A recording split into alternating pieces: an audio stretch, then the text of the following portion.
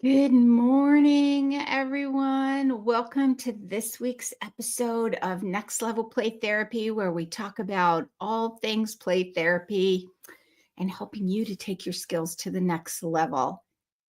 And this topic that I want to talk about today is one that I have been pondering lately as I took this course on IFS, internal family systems. And then, as therapists, we do these courses and we do our own work. And it was actually I've taken a couple of versions of kind of introductory experiences with internal family systems, and I'm kind of hooked on it now. It's really awesome. What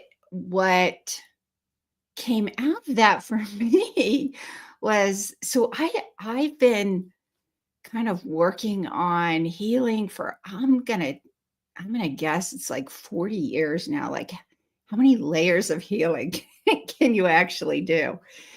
And apparently you can do a lot, because as I was going through this experience and learning new things, what struck me was the depth of the experience and level more layers of healing um, that I didn't even realize was back there, right? Like, I kind of knew, but I was like, oh, okay, we worked on that.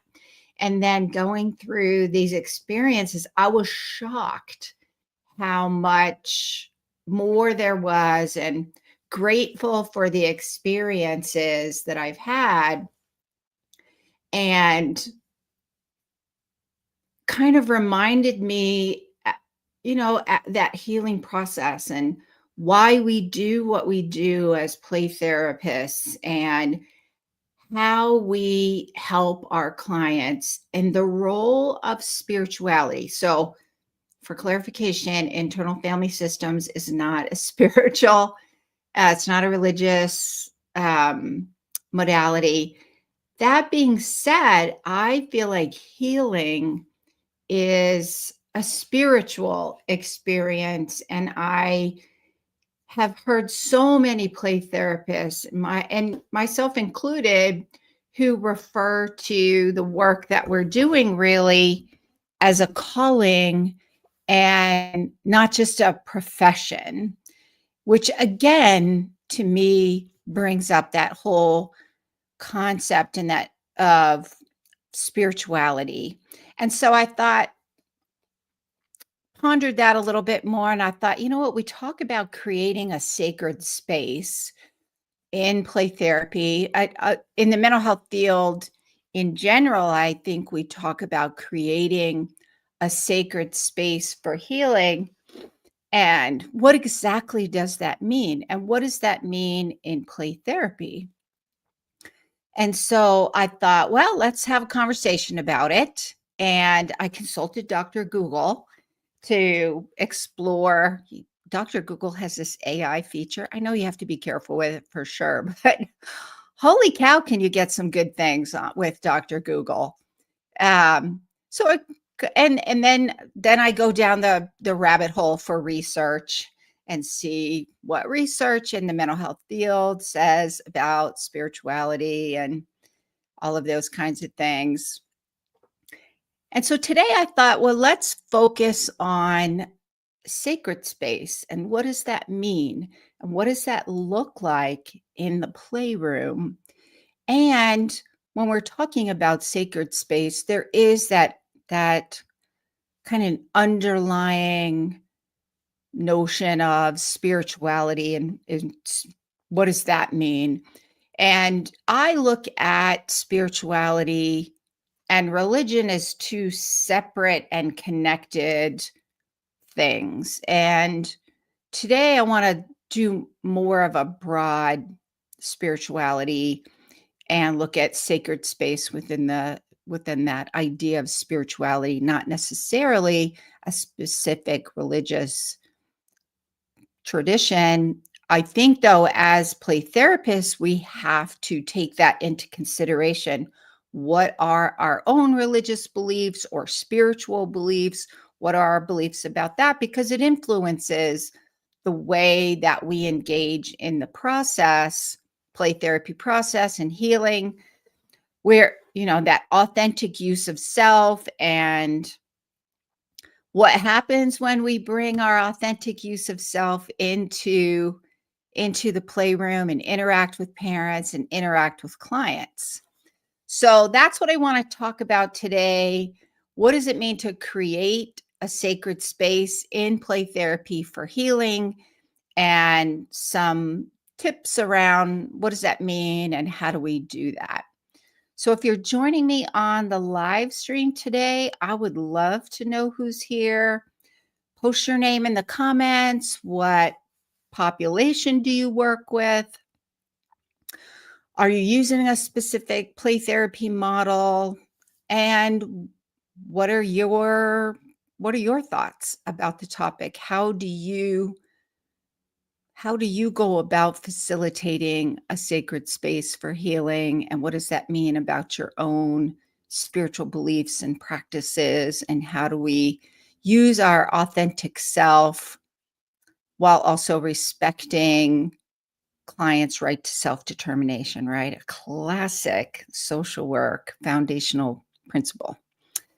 So first, let's define what does it mean to create a sacred space in play therapy.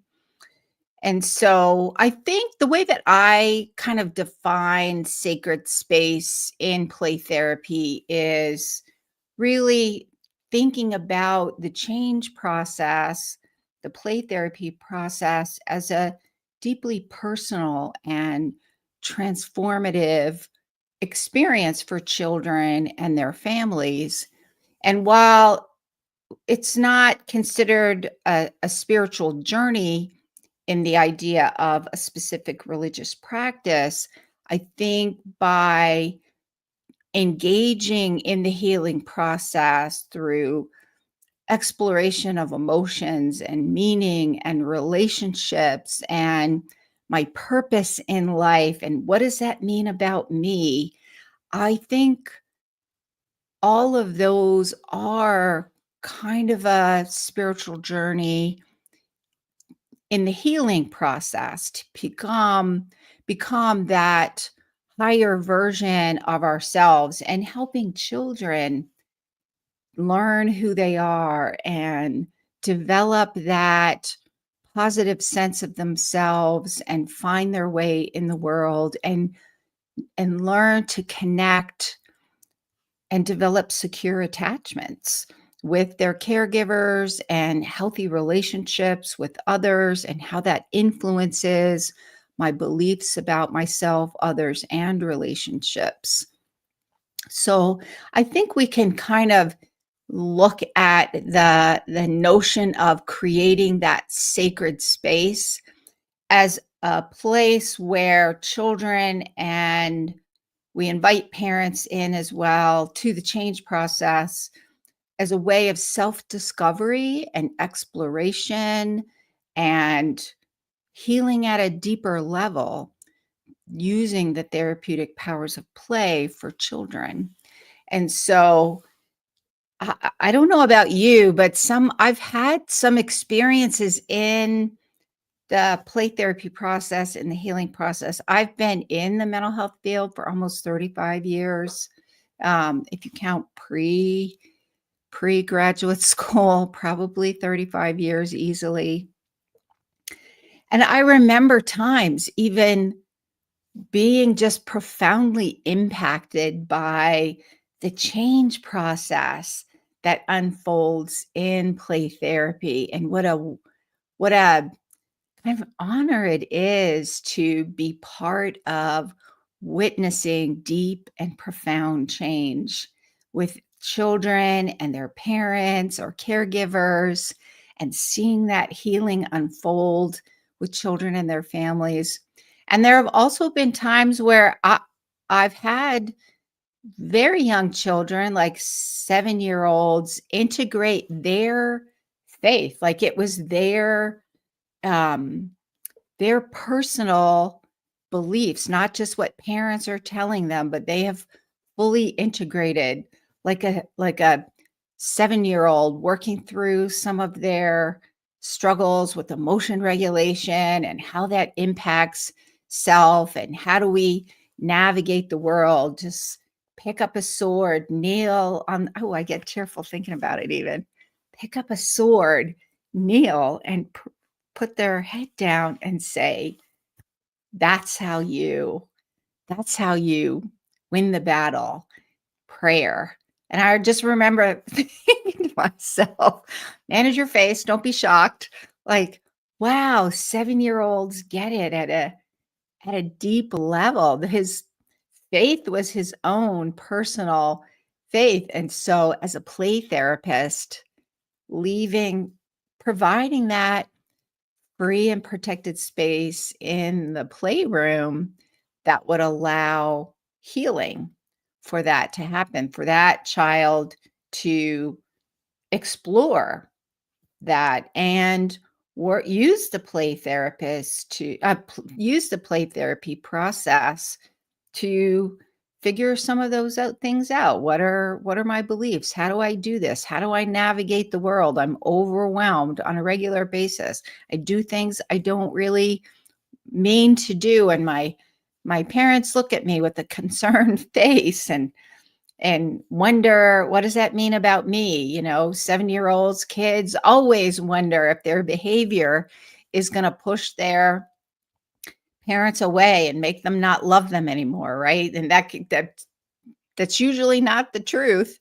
And that's one of the things that they use the play therapy process to work through.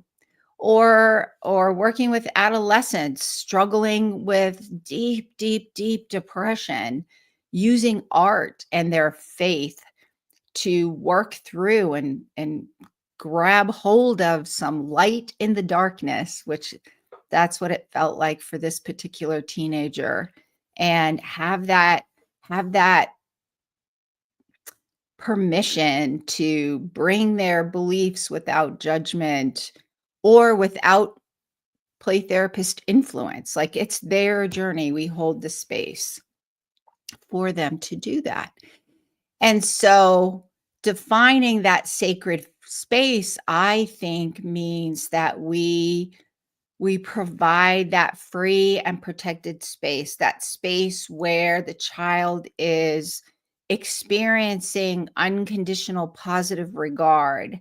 In here is a place where you can work things through, and I will be present with you, providing safety and security, walking alongside you on the journey to be able to explore things that maybe I don't feel comfortable exploring with other grown-ups present, because I don't know what the grown-ups are going to do. Our grown-ups get triggered and they get worried and they say things, and they're not trained therapists, right? They're not trained in how to respond or use a play therapy model in order to create that space for healing and guide children and parents, I would say, along in that journey.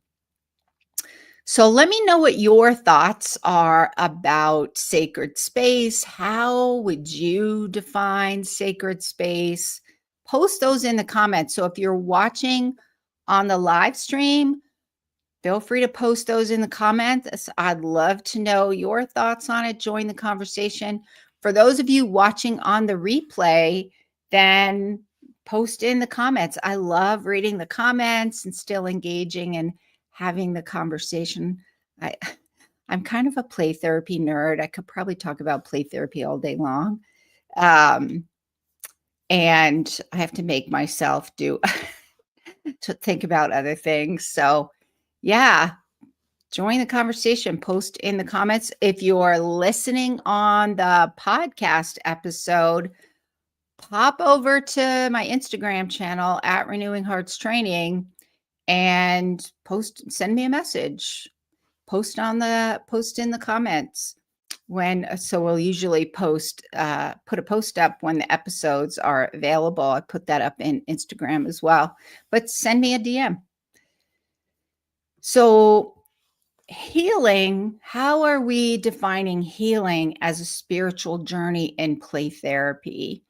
And so the role of play therapy is to help children work through difficult experiences, develop coping mechanisms, improve emotion regulation through the play, but not necessarily to explore spiritual concepts. So if we're thinking of play therapy and spiritual journey, creating that sacred space, then what are we talking about?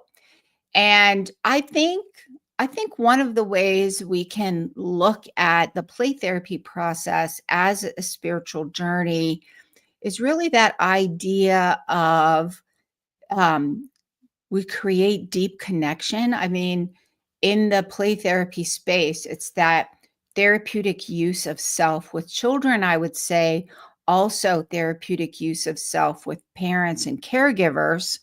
And so to do that, we're inviting them in to that sacred space for healing by tapping into unconditional positive regard and empathy, using congruence to be fully present with unconditional positive regard and empathy. We're tapping into my internal experience of that so that can be expressed externally, which means as play therapists, we have to recognize our own biases, our own triggers when that happens, when we're out of congruence and maybe we're maybe distracted, or maybe a parent has said something that doesn't align with our spiritual beliefs. What does that mean?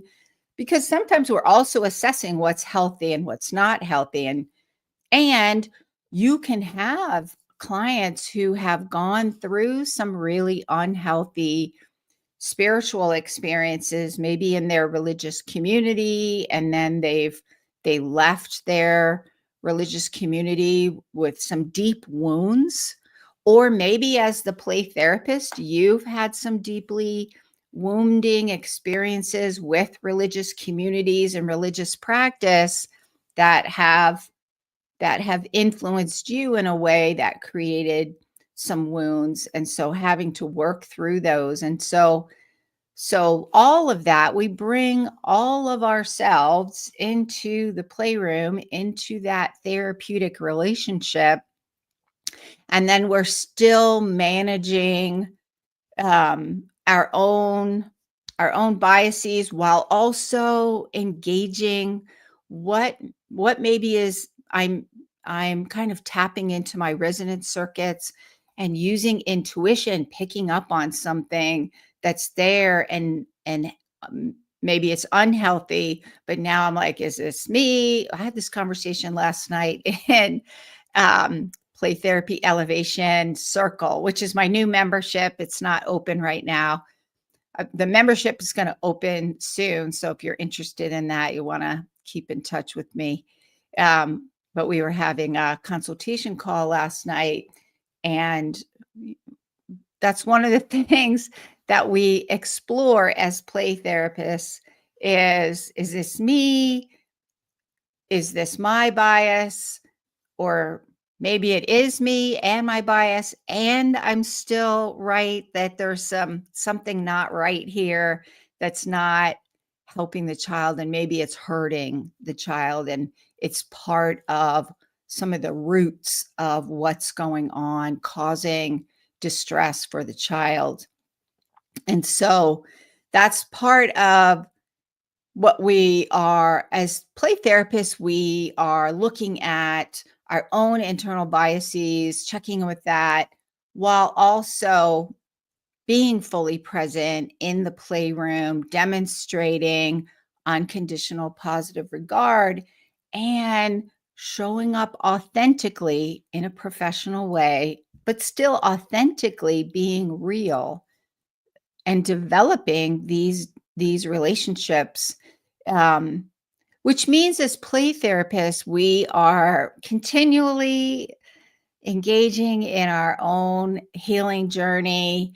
And I think as we are constantly s- on our journey of healing, somebody asked me once, so like, do you ever feel like you've gotten there? And I don't know. I feel like you never stop evolving as a human, and that it's a journey through life. And I always say my goal is to become the next Gandalf. Like, I'm going to be so wise, like a wise wizard that knows just how to guide you to where you need to be, like like Gandalf guided the hobbits and Frodo and helped them along the way in their journey to be the hero in their journey. And to do that as play therapists, we have to be at a place where we're um, experiencing our own spiritual journey and seeing this as a calling, and being, how do we show up in a way that is healing in and of itself.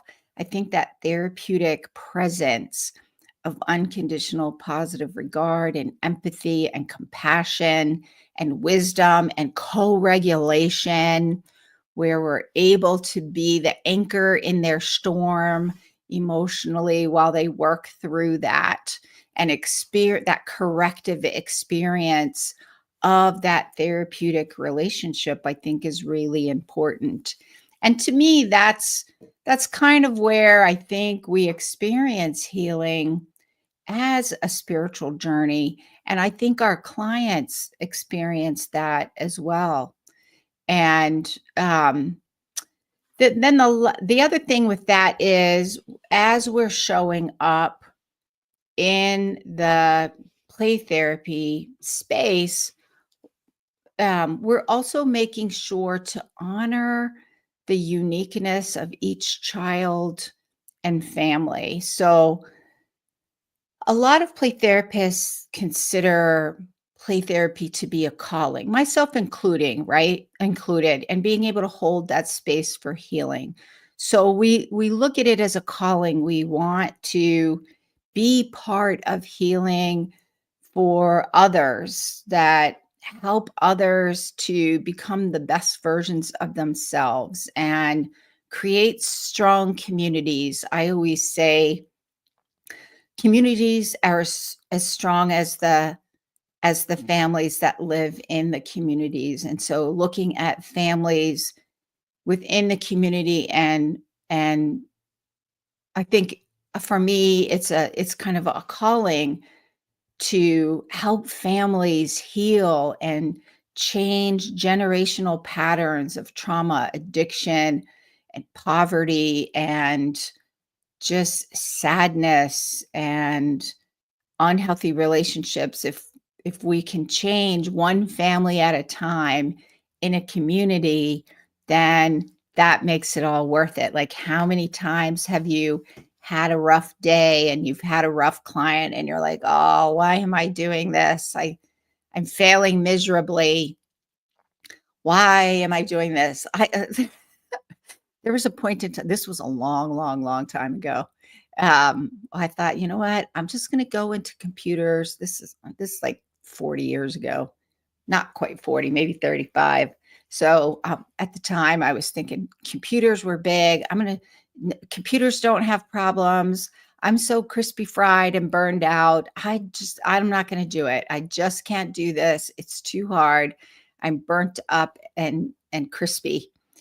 And um, and then finding my way back and feeling, yeah, this is my calling, and here's what needs to happen in order to not get crispy fried in this profession. And so it is a calling, wanting to help the next generation of children and families heal. And then now, as somebody who's been in the field, and I do these live streams, I do trainings, I have my Play Therapy Academy program, which is an online program with play therapists who want to learn how to confidently go from the self-doubting play therapist where they second guess themselves and think they're doing everything wrong and can't figure out how to help their clients and feel like they're making things worse rather than better, helping self-doubting play therapists move to becoming confident play therapy experts. That is a cool process to watch as well. And to me, and also Play Therapy Elevation Circle, which is my membership program, not quite at the level of Play Therapy Academy. Just like even having the conversation last night with the play therapist, helping to figure out all the scattered things and figure out how do all these fit together and things aren't making sense, putting all the puzzle pieces together to help this play therapist get a solid plan, know what to do, and have a better sense of how to help their client. And so the way that I look at it now, doing the trainings, Play Therapy Academy, Play Therapy Elevation Circle, all of these are my way of helping play therapists, seasoned play therapists, as well as new play therapists, make a difference in your communities. And I feel like for me, with this as a calling, it really does have a much larger impact to help children and parents heal in their communities and create stronger communities. And to do that, one of the things that we have to do is we have to recognize as play therapists, what's my role? My role as the play therapist is to be fully present, to respect and honor the beliefs and values of each family, and help them figure out what the healthy version of that looks like and how to create strong connections between children and their families to help children heal.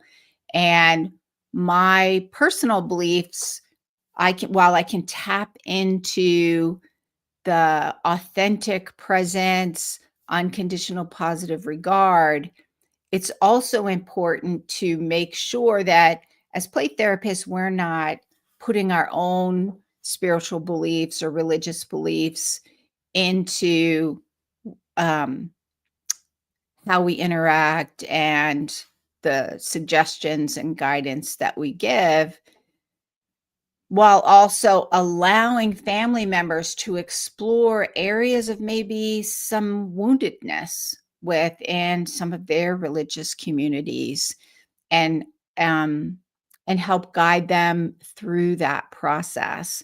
So I think holding space for healing means that we are fully present in the session, providing that free and protected space for the individuality of each child and family, that as a play therapist, I trust that they can tap into their innate desire for healing and wholeness and move in that direction. And I am the anchor to help them through that process, respecting their uniqueness and what is that going to look like through each stage of the play therapy process to help them get all the way through to healing.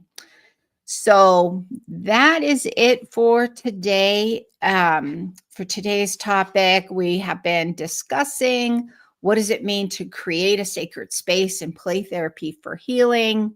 Just a little recap of the discussion today, which children and as play therapists, we invite children and their parents on a journey of self-discovery, healing, and authenticity. So that means that it will require our authentic and professional presence in the change process, is kind of like that safe anchor in their storm while they're working through challenging and difficult things.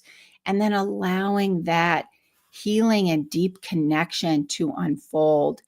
And when you're witness to it, it is so amazing.